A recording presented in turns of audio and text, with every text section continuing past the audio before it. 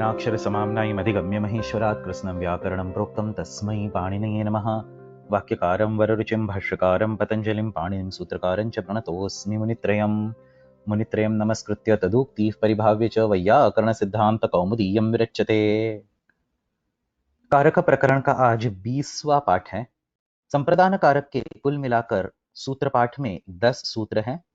उनमें से पहले 5 सूत्र कर्मणायम अभिप्रैति संप्रदानम रुच्यर्थानां प्रीयमाणः श्लाघनूं स्थाशपां दीप्स्यमानः धारेरुत्तमर्णः और स्पृहेरीप्सितः, इनको हम पढ़ चुके हैं। अब आज छठा सूत्र पढ़ेंगे। पहले अध्याय के चौथे पाद का 37वां सूत्र क्रुधद्रुहेर्षासूयार्थानां यम प्रतिकोपः।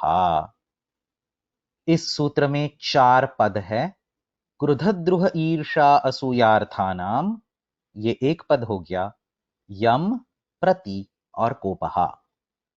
कारके का अधिकार चल रहा है। संप्रदानम इस शब्द की अनुवृत्ति होती है, तो अनुवृत्ति सहित सूत्र बन जाएगा क्रुधद्रुहेर्षासूयार्थानाम यम प्रतिकोपहा तत्कारकम संप्रदानम। सूत्र के पहले पद को छोड़कर बाकी 3 पद शुरू में देखते हैं। यम प्रतिकोपहा, जिस पर कोप हो। अब कोप मतलब क्या? तो सरल भाषा में क्रोध या फिर गुस्सा ऐसे बोल सकते हैं। अमरकोश, कल्पद्रुम, वाचस्पत्यम, इन सभी में कोप इस शब्द को क्रोध इस शब्द का पर्यायवाची ही माना है। धातु पाठ में भी कुप और क्रुध, इन दोनों ही धातुओं का क्रोधे यही अर्थ मिलता है। लेकिन यह सब सामान्य तौर पर हो गया। विशेष रूप से देखा जाए तो इस सूत्र के भाष्य में भाष्यकार बोलते हैं एवं तर्हि नानार्थाः कुपौ तु एषां सामान्यम अस्ति। इसका मतलब यह है कि इस सूत्र के पहले शब्द में जो 4 धातु बताए गए हैं, क्रुध, द्रुह, ईर्ष और असूय, इन 4 धातुओं के अर्थ वैसे तो भिन्न भिन्न हैं, लेकिन इनमें कोप इस अंश की समानता होती है। कुपौ तु एषां सामान्यम अस्ति, यह भाष्यकार का कहना है। इसका अर्थ यह लिया जाता है कि क्रुध, द्रुह, ईर्ष और असूय, इन 4 धातुओं के अर्थ की पहली सीढ़ी, पहला सोपान कोप, ये समान है और उसके बाद इन 4 धातुओं के अर्थ एक दूसरे से अलग हो जाते हैं। इससे यह पता चलता है कि कोप इस शब्द से क्रोध इसका अर्थ भिन्न होना चाहिए। इसी भेद को कैयट और ठीक तरह से समझाते हैं। ननु कोपः क्रोधः एव इति भेद अभावात् कथं पौर्वापर्यम्। अगर कोप और क्रोध इनको एक समान ही माना जाए, तो फिर क्रोध की पहली सीढ़ी कोप होगी, बाद में कुछ और होगा। इस तरह का पौर्वापर्य कैसे संभव है? और इसका आगे कैयट जवाब भी देते हैं। एवं तर्हि प्रथम अनुद्भूतां कोपावस्थां द्वितीयां च उद्भूतां विकृत वाक् काय व्यापार अनुमीयमानाम् आश्रित्य एतद् उक्तम् इति अदोषः। इस पंक्ति में कैयट कोप और क्रोध इन दोनों में फर्क समझाते हैं। कोप ये क्रोध का पहला सोपान है। जब क्रोध या फिर द्रोह, ईर्षा, असूया, इन सब का मन में प्रारंभ होने लगता है, तब सबसे पहले मन में घात सदृश जो इच्छा निर्माण होती है, उस इच्छा को ही कोप कहते हैं। इस अवस्था में यह इच्छा सिर्फ मन में उत्पन्न होती है और इंसान के चेहरे पर या फिर भाषा में कोई विशिष्ट फर्क नजर नहीं आता। इसीलिए कैयट बोलते हैं अनुद्भूता कोपावस्था। अनुद्भूता मतलब कि न उद्भूता, उद्भूत मतलब कि प्रकट रूप से दिखाई देना।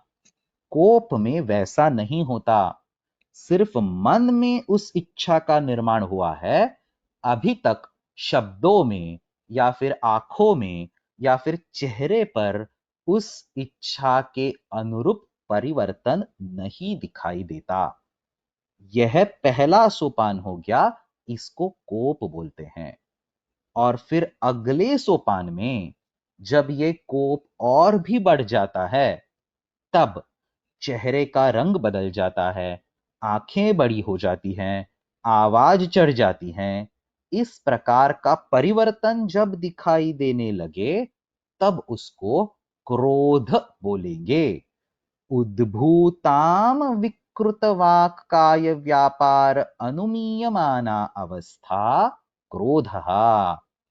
इसी को बाल मनोरमाकार स्पष्ट करते हैं, घातेच्छा समनियत चित्तवृत्ति विशेषः कोपः। बाल मनोरमाकार ने कोप को चित्तवृत्ति विशेष माना है। किसी का नुकसान करने की इच्छा, घातेच्छा समनियत, ऐसी मन की स्थिति होना, ऐसी मन की वृत्ति होना कोप कहलाता है। चित्तवृत्ति विशेष होने के कारण अभी तक वो बाहर की तरफ चेहरे में या फिर आंखों में दिखाई नहीं देता। और जब ऐसा कोप बढ़ जाता है, प्ररूढ़ कोपः एव ही क्रोधः, तब उस कोप को ही क्रोध नाम से जाना जाता है। यह हमें कैसे पता चलता है? तो भाष्यकार बोलते हैं, नहीं अकुपितः क्रुध्यति। जो कुपित नहीं है, जिसको कोप नहीं आया, उसको क्रोध भी नहीं आएगा। यह भाष्यकार बोलते हैं, इससे हमें यह पता चलता है कि कोप ये क्रोध का पहला सोपान है। पहले कोप आएगा, फिर क्रोध आएगा, या फिर पहले कोप आएगा, बाद में द्रोह, ईर्ष्या, असूया, ये अलग अलग रूप में आ सकते हैं। इस तरह से क्रोध, द्रोह, ईर्ष्या और असूया, इन चारों ही क्रियाओं के मूल स्वरूप कोप इस क्रिया की उपस्थिति होती है, और इसीलिए कोप और क्रोध में अवश्य अंतर है। यह सब कोप इस शब्द का विवरण हो गया। अब सूत्र के पहले शब्द को देखते हैं, क्रुध द्रुह ईर्षा असूयार्थानाम। यहां क्रुध द्रुह ईर्षा असूयार्थ यह प्रातिपदिक है, और इस प्रातिपदिक में द्वंद्व समास है। क्रुधश्च, द्रुहश्च, ईर्षा च, असूया च। इस द्वंद्व समास के अंत में अर्थ यह पद रखा गया है। द्वंद्वान्ते श्रूयमाणं पदम प्रत्येकम संबध्यते। इस न्याय से द्वंद्व के अंत में मतलब कि अंतिम अवयव को जुड़ा हुआ जो शब्द अर्थ, ये शब्द द्वंद्व के हर शब्द के साथ जोड़ा जाएगा। इसलिए क्रुधार्थ, द्रुहार्थ, इस तरह से इन चार अर्थों के विषय में यम प्रति कोपः, जिस पर कोप आ जाए उसकी संप्रदान संज्ञा होगी। यह इस सूत्र का सामान्य अर्थ है। जैसे कि हमने भाष्य में देखा, इन चार धातुओं के अर्थ अलग अलग है, लेकिन इन सब का पहला सोपान कोप ही है। कुपौ तो एषां सामान्यम अस्ति, नहि अकुपितः क्रुध्यति, न वा अकुपितः द्रुह्यति, न वा अकुपितः ईर्ष्यति, न वा अकुपितः असूयति। इस तरह से इन चारों ही धातुओं के अर्थ में जो सामान्य कोप अंश, उस अंश के आधार पर यहां संप्रदान संज्ञा बताई गई है। जिस पर कोप होगा उसी पर आगे चलकर क्रोध या फिर द्रोह या फिर ईर्ष्या या फिर असूया भी हो जाएगी और वही पदार्थ संप्रदान संज्ञक होगा। यह इस सूत्र का सार है। अब इन चार धातुओं को क्रम से देखते हैं। सबसे पहला धातु क्रुध, यह दिवादी गण का धातु है। क्रोध करना, गुस्सा करना, यह इसका अर्थ है। काशिका और कौमुदी दोनों बोलते हैं क्रोधः अमर्षः। अब वैसे तो यहां एक शब्द को दूसरे और कठिन शब्द से समझाया जा रहा है, लेकिन दोनों का अर्थ सामान्य रूप से एक ही है। सूक्ष्म रूप से देखा जाए तो फिर अमर्ष और क्रोध, इनमें भी अवश्य अंतर है। जो क्रोध स्थिर है उसको अमर्ष बोलते हैं। यह चारुदेव शास्त्री वाग व्यवहारादर्श में स्पष्ट करते हैं। लेकिन वो सूक्ष्म चिंतन की बात हो गई। सामान्य तौर पर इस सूत्र के अध्ययन के लिए दोनों का अर्थ एक ही मान सकते हैं, इसीलिए क्रोधः अमर्षः ऐसा स्पष्टीकरण व्याख्यानों में मिलता है। ऐसा क्रोध जिस पर आ जाए उसकी संप्रदान संज्ञा होती है। जैसे कि यज्ञदत्तः देवदत्ताय क्रुध्यति, यज्ञदत्त देवदत्त पर गुस्सा होता है। अब यहां इस सूत्र में अर्थ शब्द का प्रयोग किया गया है, तो फिर क्रुध धातु के अर्थ वाली अन्य धातुओं के संदर्भ में भी इस सूत्र का प्रयोग अवश्य हो सकता है। जैसे कि देवदत्ताय भामते। दूसरा धातु है द्रुह, यह भी दिवादी गण का धातु है। धातु पाठ में इसका अर्थ जिघांसायाम ऐसा दिया है। जिघांसा मतलब कि किसी का अहित या फिर नुकसान करने की इच्छा करना। काशिका और कौमुदी दोनों इसको स्पष्ट करते हैं अपकारः द्रोहः। बाल मनोरमाकार बोलते हैं अपकारः दुःखजनिका क्रिया। किसी का अहित या नुकसान हो ऐसी क्रिया करना द्रोह कहलाता है। द्रोह का मूल भी कोप ही होता है। जैसे कि हमने कोप का अर्थ बाल मनोरमा में देखा था, घातेच्छा समनियतश्चित्तवृत्ति विशेषः कोपः। तो दूसरे का घात यानी कि अहित करने की इच्छा यानी कि जिघांसा, उसी को कोप बोलते हैं। और जब ऐसा अहित प्रत्यक्ष रूप से किया जाता है तब उसको द्रोह बोलते हैं। इस द्रोह के विषय में जिसका अहित किया जाए उसकी संप्रदान संज्ञा होती है। यज्ञदत्तः देवदत्ताय द्रुह्यति, यज्ञदत्त देवदत्त का अहित करता है। और यहां सूत्र में अर्थ शब्द का प्रयोग है, तो द्रुह धातु के अर्थ के समान जिनका अर्थ हो ऐसी अन्य धातुओं के विषय में भी इस सूत्र का प्रयोग हो सकता है। जैसे कि देवदत्ताय अपराध्यति। तीसरा धातु है ईर्ष, यह भ्वादिगण का धातु है। धातु पाठ में इसका अर्थ ईर्ष्यायाम ऐसा दिया है। कौमुदी और काशिका दोनों ही इसको स्पष्ट करते हुए बोलते हैं अक्षमा ईर्ष्या। अब ये सुन लो, क्षमा इस शब्द का अर्थ यहां माफ करना ये नहीं है, बल्कि सहन करना ये है। तो अक्षमा का अर्थ हो गया सहन न करना। बाल मनोरमाकार यही बताते हैं ईर्ष्या असहनम। और क्या सहन न कर पाना?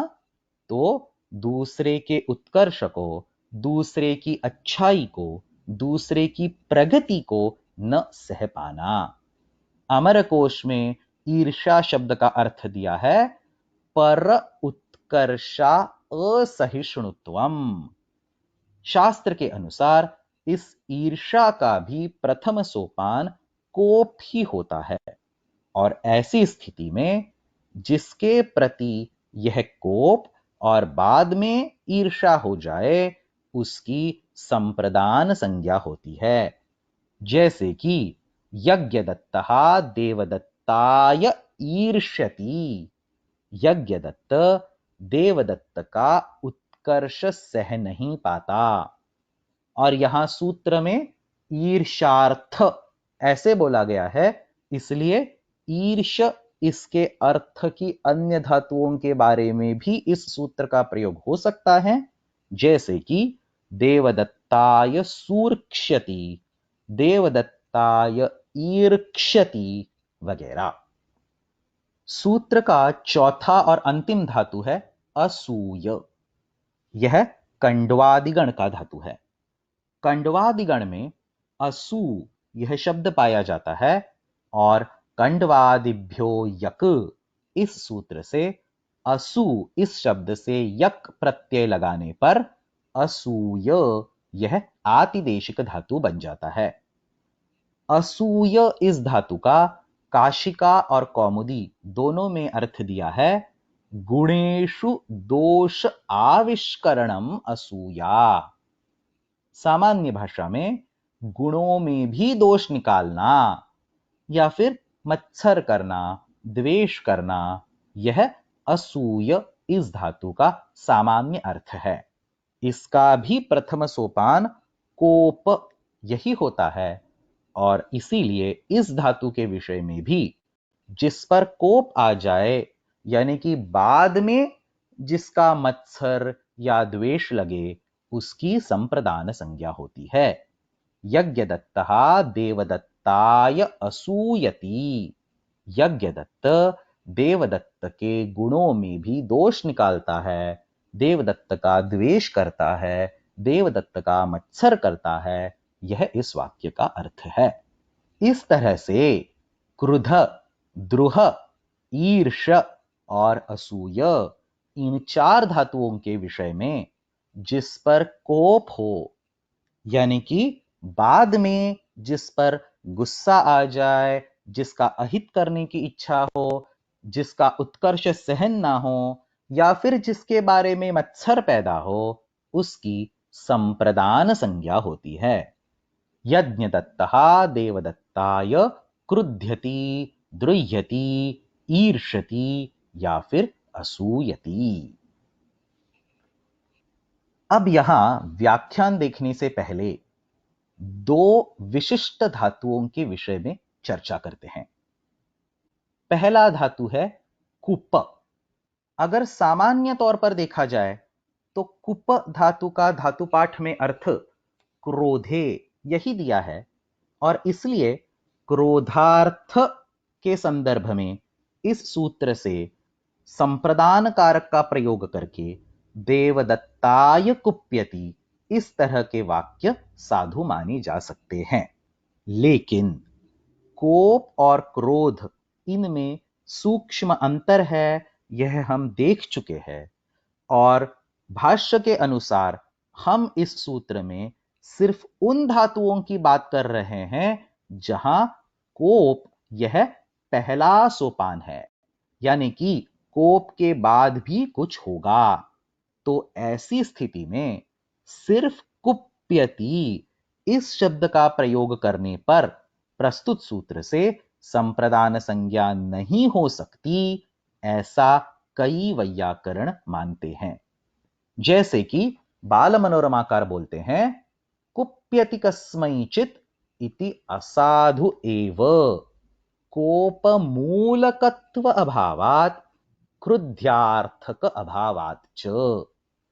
कोप और क्रोध इनमें अंतर है, इसी तरह से कोप और द्रोह, ईर्षा, असूया इन सब में भी अंतर है।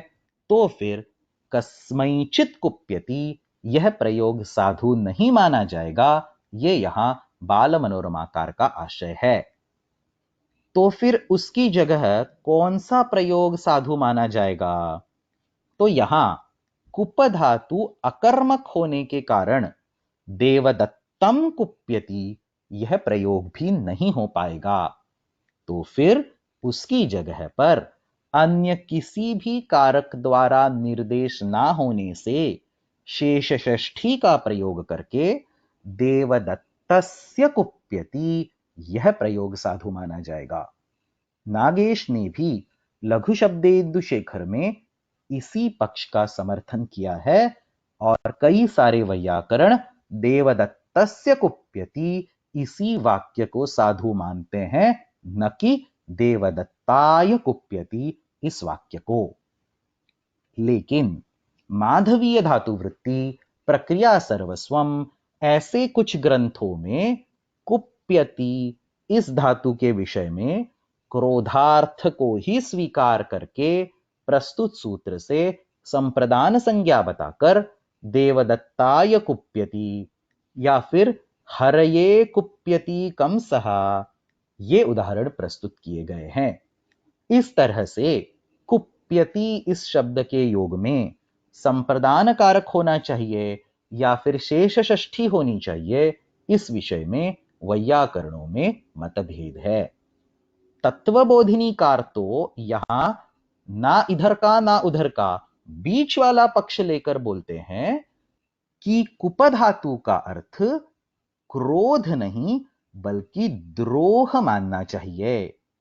अत्र व्याचख्युः कुपिः अत्र द्रोहार्थः इति। धातुओं के अनेक अर्थ होते हैं, तो कुप धातु का अर्थ क्रोध इससे भिन्न और द्रुह धातु के समान जिघांसायाम यह लेना उचित है, जिससे देवदत्ताय कुप्यति इस प्रयोग का साधुत्व हम बता सकते हैं। यह तत्वबोधिनी कार का आशय है। यह सब हो गया कुप धातु के विषय में। अब दूसरा एक धातु द्विष, इसके बारे में भी कुछ देख लेते हैं। यह अदादिगण का धातु है। द्वेष्टि यह इसके लट लकार के प्रथम पुरुष एक वचन का रूप है। यद्यपि द्वेष करना इस अर्थ में यह धातु प्रयुक्त किया हुआ दिखाई देता है, फिर भी इसका मूल अर्थ अनभिनंदन यानी कि असंतोष लगना, प्रशंसा न करना यह है। यह अर्थ क्रुध, द्रुह, ईर्षा या फिर असूया इन चारों अर्थों से बिल्कुल अलग है।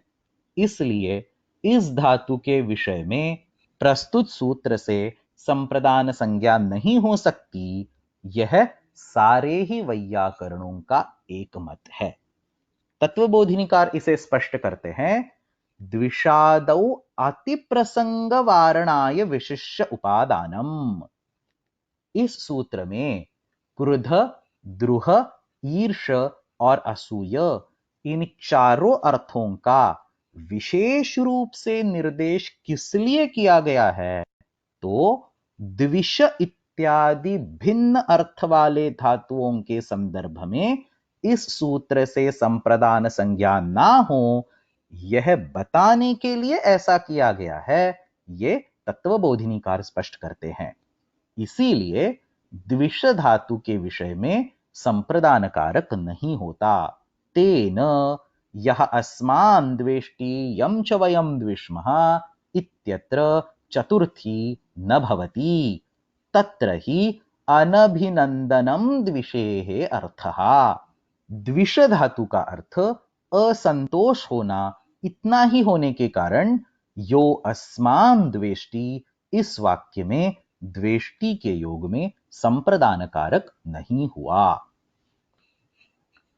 चलो अब व्याख्यान देख लेते हैं। पहले काशिका। शुरू में काशिकाकार क्रुध इत्यादि चार शब्दों के अर्थ बता रहे हैं। अमर्षः क्रोधः, अपकारः द्रोहः, अक्षमा ईर्ष्या, गुणेषु दोष आविष्करणम असूया। ये सब हम पढ़ चुके हैं। बाद में काशिकाकार सूत्र का अर्थ स्पष्ट करते हैं। क्रुधाद्यर्थानां प्रयोगे यं प्रतिकोपः तत्कारकं संप्रदान संज्ञं भवति। क्रुध इत्यादि धातुओं के अर्थ वाली धातुओं में जिस पर कोप बन जाए उसकी संप्रदान संज्ञा होती है। क्रोधस्तावत् कोपहा एव। क्रोध ये सामान्य तौर पर कोप ही है। द्रोहादयः अपि कोप प्रभवाः एव गृह्यन्ते। द्रोह इत्यादि भी कोप से ही निर्माण होते हैं। इसीलिए यम प्रतिकोपः ये सामान्य तौर पर बोला गया। तस्मात् सामान्येन विशेषणम यम प्रतिकोपः इति। आगे काशिकाकार 4 उदाहरण देते हैं। देवदत्ताय क्रुध्यति, देवदत्ताय द्रुह्यति, देवदत्ताय ईर्ष्यति और देवदत्ताय असूयति। बाद में वो पूछते हैं यम प्रतिकोपः इति किम। इस सूत्र में यम प्रतिकोपः ऐसा क्यों बोला गया, तो इसका जवाब सुन लो। भार्याम ईर्षति मा एनाम अन्यः द्राक्षीद इति। कोई देवदत्त अपनी भार्या के विषय में ईर्ष्या करता है, यानी कि अपनी भार्या के विषय में यह सह नहीं पाता कि कोई दूसरा उसको देख ले। अब यहां क्या हो रहा है, तो ईर्ष्या भार्या के प्रति है, लेकिन इस ईर्ष्या के मूल में कोप नहीं है। भार्या के प्रति कोप नहीं आ रहा, बल्कि सिर्फ ईर्ष्या आ रही है कि कोई और उसे देख ना ले। कोप तो उसके प्रति आएगा जो उसकी पत्नी को देखने की कोशिश करे। यही बात न्यासकार स्पष्ट करते हैं। अस्ति भार्यायाम ईर्ष्या न तु ताम प्रतिकोपः, केवलम परैः दृश्यमानाम ताम न क्षमते। दूसरों द्वारा अपनी बीवी को देखा जाए, यह देवदत्त सह नहीं पाता, और इस अर्थ में यहां ईर्ष धातु का प्रयोग हुआ है। यहां प्रयुक्त ईर्ष धातु का अर्थ कोप मूलक नहीं है। यहां बीवी के प्रति कोप नहीं है, इसलिए यहां भार्या इस शब्द की संप्रदान संज्ञा होने का सवाल ही नहीं पैदा होता। यह स्पष्ट करने के लिए यम प्रतिकोपः यह वाक्य इस सूत्र में रखना आवश्यक है। कौमुदी देखते हैं। क्रुधादि अर्थानां प्रयोगे यम प्रतिकोपः सः उक्त संज्ञः स्यात्। क्रुधादि अर्थों के प्रयोग में जिस पर कोप हो जाए उसकी संप्रदान संज्ञा होती है। हरये क्रुध्यति, द्रुह्यति, ईर्ष्यति, असूयति। विष्णु पर क्रोध करता है, उसका अहित करता है, उसके उत्कर्ष को सह नहीं पाता, उस पर जलता है। कौन, तो बाल मनोरमाकार स्पष्ट करते हैं, रावणादि ही इति शेषः। रावण और बाकी राक्षस। हर उदाहरण का स्पष्टीकरण भी वो आगे देते हैं। हरये क्रुध्यति, हरि विषयकम कोपम करोति इत्यर्थः। हरि के संबंध में कोप करता है। द्रुह्यति इति कोपाद हरि विषयकम अपकारम करोति इत्यर्थः। अपकारः दुःखजनिका क्रिया, हरि के अहित करने की कोशिश करता है। ईर्षति हरिम कोपात न सहते इत्यर्थः। असूयति वा इति असूया गुणेषु दोषारोपः यथाविहित कर्माचारे दंभादि कृत्वा आरोपणम कोपात हरिम दुर्गुणम मन्यते इत्यर्थः। कोप के कारण हरि में दुर्गुणों का आरोपण करता है, यह इसका सामान्य अर्थ है। आगे सिद्धांत कौमुदीकार यम प्रतिकोपः इस वाक्य का प्रयोजन बताते हैं। यम प्रतिकोपः इति किम, भार्याम ईर्ष्यति मा एनाम अन्यः द्राक्षीत इति। इसका अर्थ हम पहले ही देख चुके हैं। बाल मनोरमाकार इसे स्पष्ट करते हुए बोलते हैं, न अत्र भार्याम प्रतिकोपः किंतु परेण दृश्यमानां ताम न सहते इत्येव विवक्षितम् इति बोध्यम। भार्या के प्रति कोप न होने के कारण यहां संप्रदान का प्रयोग नहीं हुआ। अब इस सूत्र में किया हुआ संप्रदान कारक का विधान किस कारक का बाध करके होता है, यह देख लेते हैं। प्रौढ़ मनोरमा में भट्टोजी दीक्षित इस विषय को स्पष्ट करते हुए बोलते हैं, क्रुधद्रुहोः अकर्मकत्वात् तद्योगे षष्ठी प्राप्ता अनयोः सकर्मकत्वाद् द्वितीया प्राप्ता। क्रुध और द्रुह ये दोनों अकर्मक धातु हैं। इनके विषय में जिस पर कोप हो उसकी कारक शेषत्व से षष्ठी प्राप्त थी, उसका बाध करके इस सूत्र से संप्रदान संज्ञा हो गई। और बाकी दो धातु यानी कि ईर्ष और असूय ये दोनों सकर्मक है, तो उनके विषय में कर्म संज्ञा का बाध करके संप्रदान संज्ञा हो गई। और जब कोप नहीं होता तब इनके विषय में कर्म संज्ञा अवश्य हो सकती है, जैसे कि भार्याम ईर्षति मा एनाम अन्यः द्राक्षीत। अब यहां इस संदर्भ में और एक बात बता देता हूं। क्रुध और द्रुह ये दो धातु यद्यपि अकर्मक है, फिर भी उपसर्ग के साथ ये दोनों सकर्मक हो जाते हैं। जैसे कि अभिक्रुध्यति, अभिद्रुह्यति ये दोनों ही प्रयोग सकर्मक प्रयोग हैं। अब ऐसी स्थिति में इनके प्रयोग में जिस पर कोप आ जाए उसकी प्रस्तुत सूत्र से संप्रदान संज्ञा प्राप्त होती है। लेकिन इस संप्रदान संज्ञा का बाध करके अगला ही सूत्र क्रुधद्रुह रूपसृष्टयोः कर्म, इस सूत्र से इनके विषय में कर्म संज्ञा का विधान होता है। उपसृष्टयोः मतलब कि उपसर्ग के साथ आने वाले।